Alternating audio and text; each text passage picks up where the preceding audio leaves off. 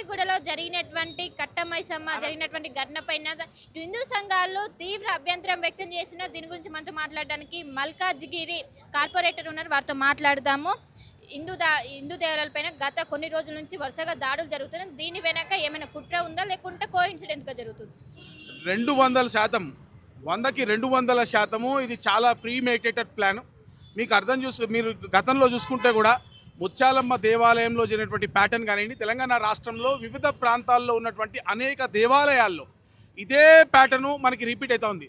మీరు చూస్తున్నట్టయితే నిన్న ఎవరైతే మల విసర్జన చేసినటువంటి వ్యక్తి ఉన్నాడో అతను ఒక వేరే స్టేట్ నుంచి, కర్ణాటక నుండి ఇక్కడికి నెల క్రితమే వచ్చి కొత్తిమీర అమ్ముకునేటువంటి వాళ్ళ వేషంలో ఉండి చుట్టాలకు వచ్చామని చెప్పి దాదాపుగా జనసంద్రం ఉన్నటువంటి ఏరియా ఇది చాలా, అది కూడా 8:45, 9 o'clock టైంలో ఇక్కడ కూర్చొని బహిరంగంగా మల విసర్జన చేసేటటువంటి ధైర్యం చేసిండు అంటే ఇది వాడు పిచ్చోడు కాదు అని అర్థం. చాలా ప్రీమెడిటేటెడ్ ప్లాన్. బ్రెయిన్ని వాష్ చేసి చాలా క్లియర్గా తెలిసిపోతుంది మనకి. బ్రెయిన్ వాష్ చేసి మోటివేటెడ్గా అతనితోని ఈ యాక్టివిటీ ప్లాన్డ్గా చేయించారు. నెల క్రితం ఒక ప్లాన్ ప్రకారం ఇక్కడ తీసుకొచ్చి ఒక ప్లాన్ ప్రకారం ఇక్కడే బండి పెట్టించి అందరూ ఉండేటువంటి టైంలో పెట్టించి ఒక భావోద్వేగాలు రెచ్చగొట్టేటువంటి ప్రయత్నం చేస్తున్నారు. ఇది ప్రత్యేకంగా తెలంగాణ రాష్ట్రంలో పదే జరుగుతుంది. మనం ముత్యాలమ్మ దేవాలయం కానీ, ఆంజనేయ స్వామి దేవాలయం కానీ అనేక దేవాలయాలు చూస్తున్నాం. కంటిన్యూస్గా జరుగుతున్నప్పటికీ కూడా మరి ఆందోళన చేస్తున్నటువంటి హిందూ సంఘాలపైన కేసులు బుక్ అవుతున్నాయి. మా మీద లాస్ట్ టైం ముత్యాలమ్మ గుడి కేసులో attempt to murder case book చేసే 4-5 నెలలు మమ్మల్ని తిప్పిరు, ఊర్లో అవతలు తిప్పించారు బేసికలీ. కాబట్టి ప్రతిసారి ఇది గొడవ అంటే వచ్చినప్పుడు మనం నిరసన వ్యక్తం చేయడం కాదు. ఈరోజు మనకి నిజంగా మాట్లాడకూడదు పరుష పదాజాలం, కానీ నేను చెప్తా, హిందూ సమాజానికి సిగ్గు శరం ఉంటే మనం ఈరోజు ఇక్కడ గొడవ పెట్టుకొని ఇక్కడ ఏదో ఒక షో చేసి వదిలేయడం కాదు. మనం ఆలోచించాలి దీని వెనుక రూట్ కాజ్ ఏంది. దీని వెనక విదేశీ శక్తులు ఉంటాయి. దీని వెనుక పాకిస్తాన్ లాంటి ఒక దేశాలు, లేకపోతే చైనా లాంటి విదేశీ శక్తులు భారతదేశం ఎదుర్కోవడానికి ఇంటర్నల్గా ఏవైతే ఏజెన్సీస్ వాళ్ళ ఏజెన్సీస్ ఇక్కడ కంటిన్యూస్గా ఒక యాక్టివిటీస్ చేస్తూ ఉంటాయో, ఏ విధంగానైతే నేపాల్లో కానివ్వండి, లేకపోతే మన ఇప్పుడు కాశ్మీర్లో కానివ్వండి, డిఫరెంట్ పార్ట్స్ ఆఫ్ కంట్రీస్లో ఏదో ఒక యాక్టివిటీ చేసుకుంటూ అక్కడ ఉన్నటువంటి ప్రజలను రెచ్చగొట్టి దేశంలో అశాంతిని రేకొట్టించేటువంటి ప్రయత్నం చేస్తున్నారో ఇవి ఆ ఏజెన్సీస్ పనే. అందుకనే కేంద్ర ప్రభుత్వం తీసుకొచ్చినటువంటి ఆపరేషన్ తలాష్ లోపల ఉన్నటువంటి ఇటువంటి ఏవైతే ఉన్మాదులు ఎవరైతే ఉన్నారో, ఇప్పుడు ఇక్కడ ఎవరైతే నిన్న మూత్ర విసర్జన చేసినో వాడు చిన్న కీలు బొమ్మ మాత్రమే, వాడు ఒక టూల్ మాత్రమే.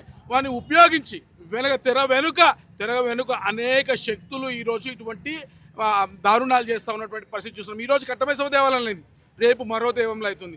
నిన్న ముత్యాలమ్మ గుడిలో అయింది, ఈరోజు కట్టమైసమ్మ గుడిలో అయింది, రేపు ఇంకో దేవాలయం అయితే ఆగేది కాదు. ఎందుకంటే వాళ్ళ మోటివ్ వేరు, చాలా క్లియర్గా ఎస్టాబ్లిష్ అయిపోయింది. ఒక బ్రెయిన్ వాష్డ్ పర్సన్ తోటి మోటివేటెడ్గా ఈ యాక్టివిటీ జరిగింది. దీని వెనుక ఉన్నటువంటి శక్తులు ఎవరో తెలంగాణ రాష్ట్ర పోలీస్ తేల్చాల్సిన అవసరం ఉంది. కేంద్ర ప్రభుత్వ సహకారం తీసుకోవాల్సిన అవసరం ఉంది. పూర్తి స్థాయిలో బలగాలను దించి మరి ఇటువంటి వాళ్ళు ఎంతమంది ఉన్నారో, కొత్తిమీర కట్ట అమ్మేవాళ్ళ, పూలు అమ్మేటోళ్ళగా, లేక టిఫిన్ సెంటర్ దగ్గర పాన్ డబ్బాల్లాగా, చెప్పులు కుట్టేటోళ్ళగా, గ్యాస్ కొట్టేటోళ్ళగా, గాలి కొట్టేటోళ్ళగా ఎవడు ఎక్కడున్నాడో ఏ విధంగా తెలవాలా? పెద్ద శక్తులు ఉన్నాయి అనుకుంటారు, కానీ హైదరాబాద్లో ఉన్నటువంటి దేవాలయాల పైన దాడులు జరుగుతున్నాయి. హైదరాబాద్ ఎందుకు టార్గెట్ చేశారు? ఇంకా చాలా హైదరాబాదే కదమ్మా, మీరు చూడండి, కాశ్మీర్ నుండి కన్యాకుమారి వరకు దేశంలో ఉన్నటువంటి డిఫరెంట్ పార్ట్స్లో జరుగుతూ ఉంది. ప్రతి చోట జరుగుతూనే ఉంది. దీనికి మోటివేటెడ్ యాక్టివిటీ చాలా క్లియర్గా ఎస్టాబ్లిష్ అవుతుంది. గత 1-2 సంవత్సరాలుగా ఈ దేశంలో మీకు అంటే ఈ సబ్జెక్ట్ తెలాలంటే మీకు చాలా డీప్గా మీరు ఇంటర్నేషనల్ జియో పాలిటిక్స్ అండర్స్టాండ్ చేసుకోవాల్సిన అవసరం ఉంటుంది. ఇంటర్నేషనల్ ఏజెన్సీస్ ఏ విధంగా వర్క్ చేస్తో తెలుసుకోవాల్సిన అవసరం ఉంటుంది. ఈ ఇంటర్నేషనల్ ఏజెన్సీస్ లోపల ఉన్నటువంటి మనలో ఉన్నటువంటి మూర్ఖులను ఏ విధంగా వాడుకుంటారో తెలియాల్సిన అవసరం ఉంటుంది. సో ఇది చాలా పెద్ద నెక్సెస్. ఇది ఒక పోలీస్ డిపార్ట్మెంట్లో పనిచేసే వాళ్ళకి, లేకపోతే దాని బ్యాక్గ్రౌండ్ అర్థమైన వాళ్ళకి అర్థమవుతుంది తప్ప ప్రతి ఒక్కరికి తెలియదు.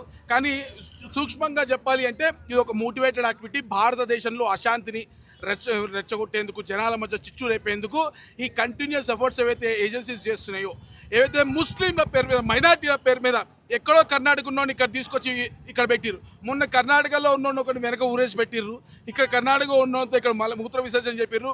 ఎక్కడో ఉన్న వేరే స్టేట్ తీసుకొచ్చి ముత్యాలమ్మ గుడి దగ్గర ఒక మీటింగ్ పెట్టిర్రు.